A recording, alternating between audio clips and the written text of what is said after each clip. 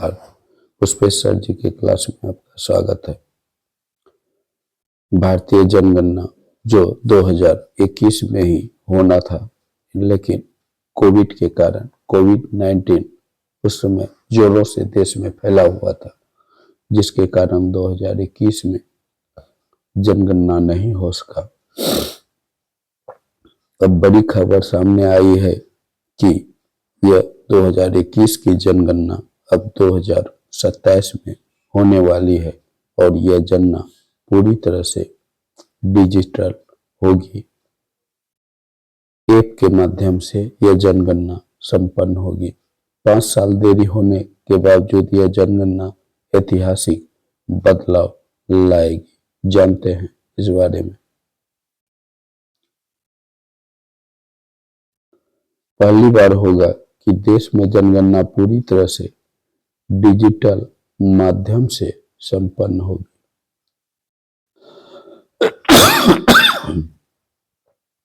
इस संबंध में केंद्रीय गृह मंत्रालय ने मंगलवार को 9 दिसंबर को लोकसभा में एक लिखित जवाब में इनकी पुष्टि की।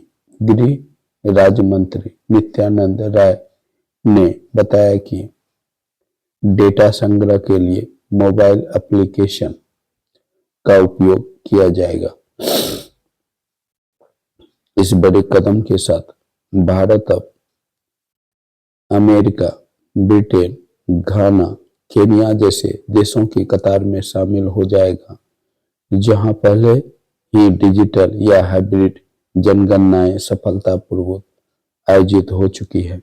हालांकि 1.4 अरब से अधिक आबादी वाले विशाल और विविधतापूर्ण देश के लिए यह महत्वाकांक्षी प्रयास चुनौती से भरा रहने वाला है। ऐसे में यह समझना महत्वपूर्ण है कि यह डिजिटल जनगणना क्या है, यह कैसे होता है और सबसे बड़ी बात है कि इनके क्या फायदे और नुकसान हैं। साथ में डिजिटल जनगणना को लेकर क्या चिंताएं हैं, तो चलिए डिटेल में समझते हैं। जनगणना क्या है, आखिरी बार कब हुआ था? भारत में जनगणना हर 10 साल में एक बार होती है, जिनका उद्देश्य देश के जनसांख्यिकीय, सामाजिक, आर्थिक और जाति आधारित डेटा को एकत्र करना है। पहली बार गैर समकालीन जनगणना 1872 में हुई थी, जबकि स्वतंत्र भारत की पहली जनगणना 1951 में संपन्न हुई थी। आखिरी पूर्ण जनगणना 2011 में हुई थी, जिनके बाद 2021 की जनगणना यानी 2021 में जनगणना होना था, लेकिन कोविड-19 महामारी के कारण यह टल गया।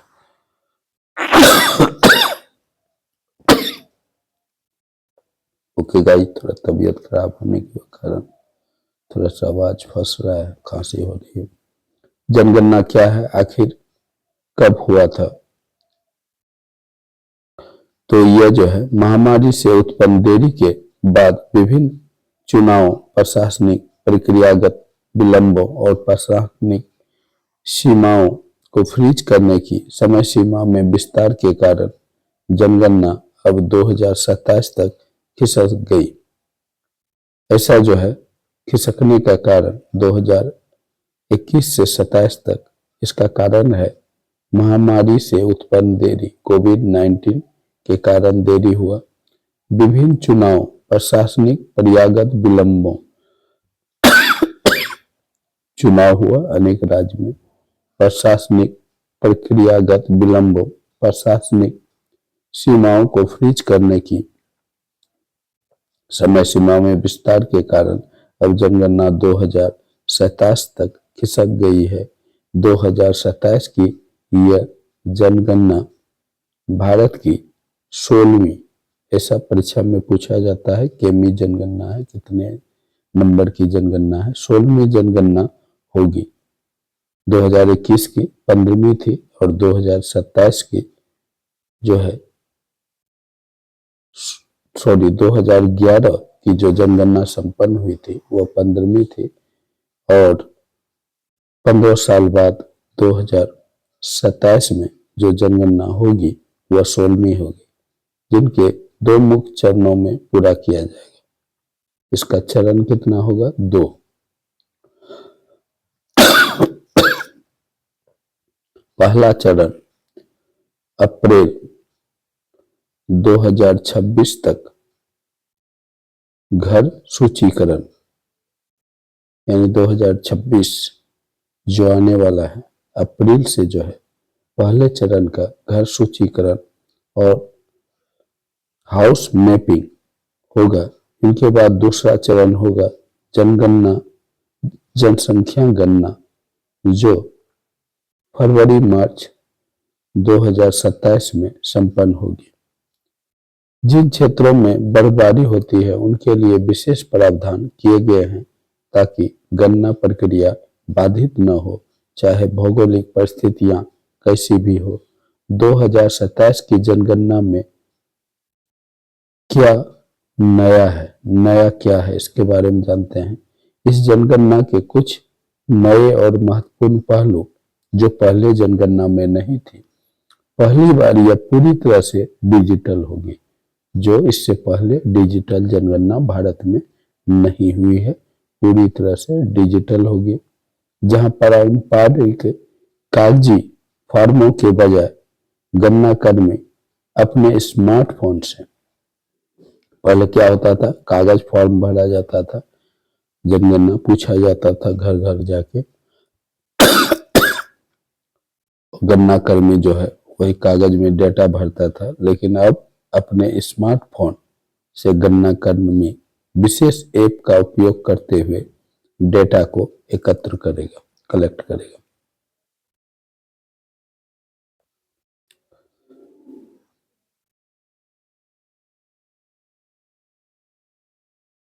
ठीक है, विशेष डेटा को एकत्र करेगा। इनके अलावा नागरिक एक वेब पोर्टल के माध्यम से स्वयं गणना भी कर सकता है, यानी कि कोई पर्सनल व्यक्ति, कोई व्यक्ति खुद जो है वेब पोर्टल के माध्यम से जो है स्वयं गणना, सेल्फ एनुरेशन भी कर सकेंगे।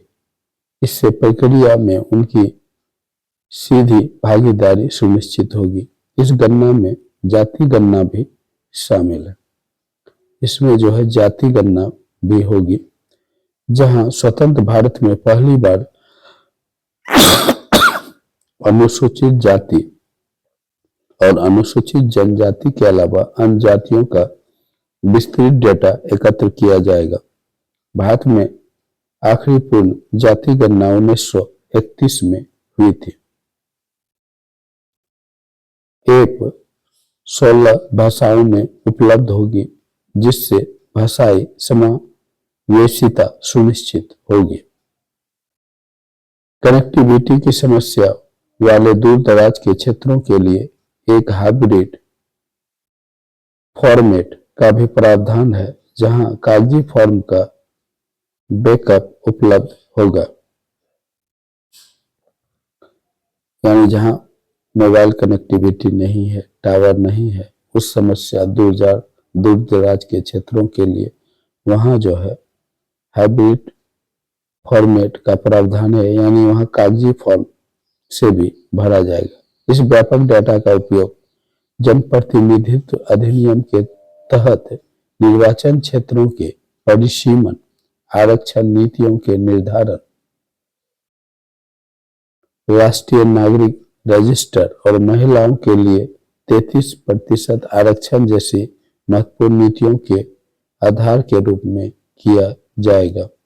केंद्रीय गृह राज्य मंत्री नित्यानंद राय ने लोकसभा में एक लिखित उत्तर में बताया, यह निर्णय लिया गया है कि 2027 का जनगणना डिजिटल माध्यम से की जाएगी।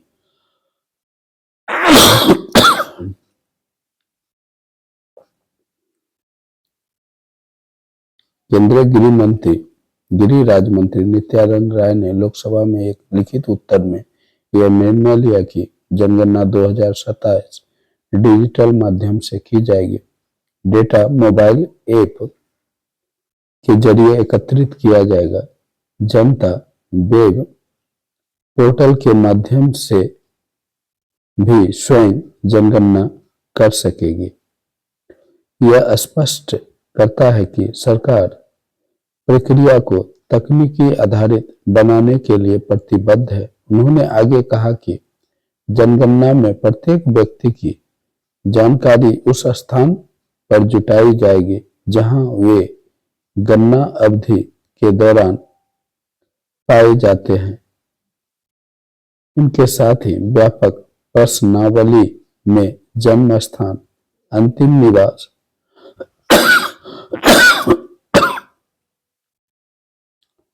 जन्म स्थान, अंतिम निवास, मौजूदा स्थान पर रहने की अवधि, प्रवास के कारण से संबंधित विस्तृत प्रश्न भी शामिल होंगे। सरकार फील्ड वर्क शुरू होने से पहले इस प्रश्नावली को अधिकाधिक राजपत्र में अधिसूचित करेगी। डिजिटल जनगणना के संभावित फायदे। डिजिटल जनगणना के कई संभावित फायदे हैं, जिसमें सबसे प्रमुख है तेज और अधिक सटीक डेटा संग्रहण की उम्मीद।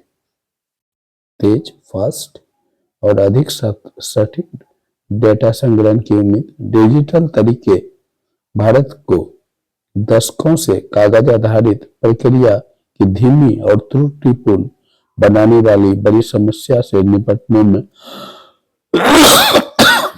मदद कर सकता है। ये प्रक्रिया डेटा को और अधिक कुशल बनाएगी।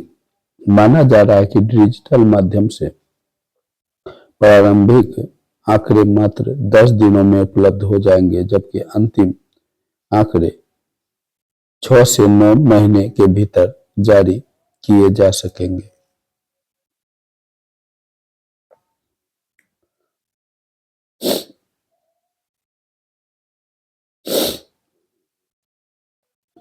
यह 2011 की जनगणना के बिल्कुल विपरीत है।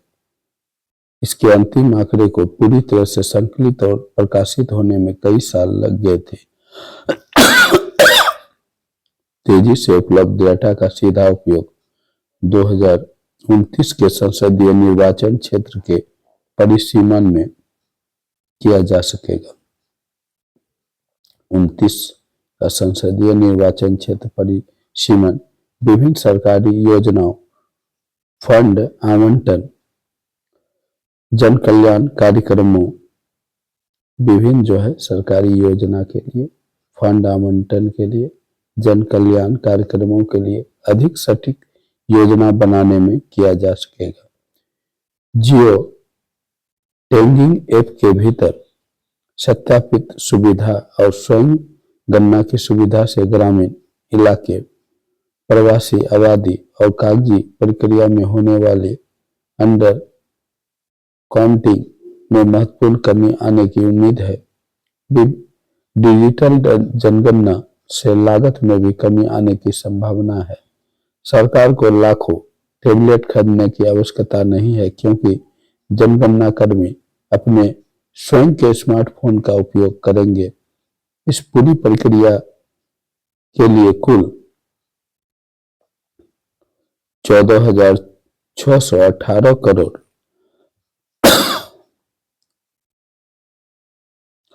बजट निर्धारित किया गया है और आशा है कि इससे लगभग 2.4 करोड़ मानव दिवस का अस्थायी रोजगार भी सृजित होगा, जो ग्रामीण और शहरी दोनों क्षेत्रों में लोगों को लाभ पहुंचाएगा।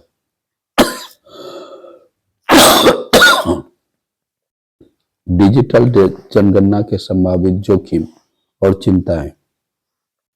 हालांकि इस महत्वपूर्ण परियोजना में जोखिम भी कम नहीं है। सबसे बड़ी चुनौती डिजिटल डिवाइड से है। देश की लगभग 65% आबादी ऑनलाइन है, लेकिन पूर्वोत्तर पहाड़ी राज्यों और सुदूर ग्रामीण इलाकों में इंटरनेट की गति और उपलब्धता अभी भी सीमित है। जो एक बड़ी बाधा है। इससे सबसे गरीब और हाशिए पर रहने वाले समुदाय की गणना से छूट जाने का खतरा बढ़ जाता है। दूसरी चुनौती डिजिटल साक्षरता की कमी।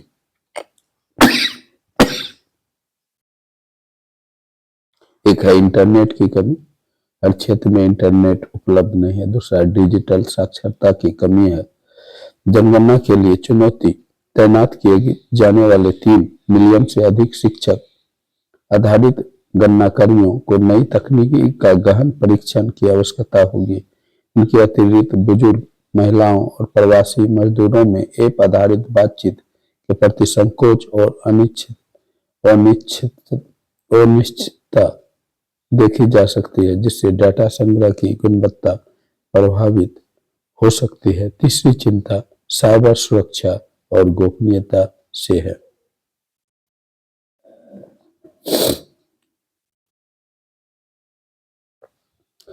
जाति, प्रवास, इतिहास और अन्य व्यक्तिगत सूचनाएं यदि निजी स्मार्टफोन पर स्टोर होकर मोबाइल नेटवर्क के माध्यम से भेजी जाएगी तो डेटा लीक और साइबर हमले का जोखिम बना देगा। सरकार को डेटा एन्क्रिप्शन और सुरक्षित साइबर आर्किटेक्चर पर विशेष ध्यान देना होगा ताकि नागरिकों की जानकारी गोपनीय रहे। अफ्रीकी देशों का अनुभव भी भारत के लिए चेतावनी है। घाना, नाइजीरिया, केन्या जैसे देशों में डिजिटल जनगणना के दौरान नेटवर्क बाधा, डेटा अपलोड की समस्या ये सब आई थी। नेटवर्क बाधा, डेटा अपलोड की समस्या, उच्च त्रुटि दर, यहाँ तक कि जनता का प्रतिरोध भी देखने को मिला। भारत को इन अनुभवों से सीख लेकर अपनी चुनौतियों का समाधान खोजना होगा। एक्सपर्ट का मानना है कि डिजिटल जनगणना भविष्य की ओर एक कदम है, लेकिन यह जोखिम भरा प्रयोग भी हो सकता है। सरकार को यह सुनिश्चित करना होगा कि सभी तक पहुंच, डेटा की गोपनीयता और साइबर सुरक्षा के मजबूत इंतजाम हो।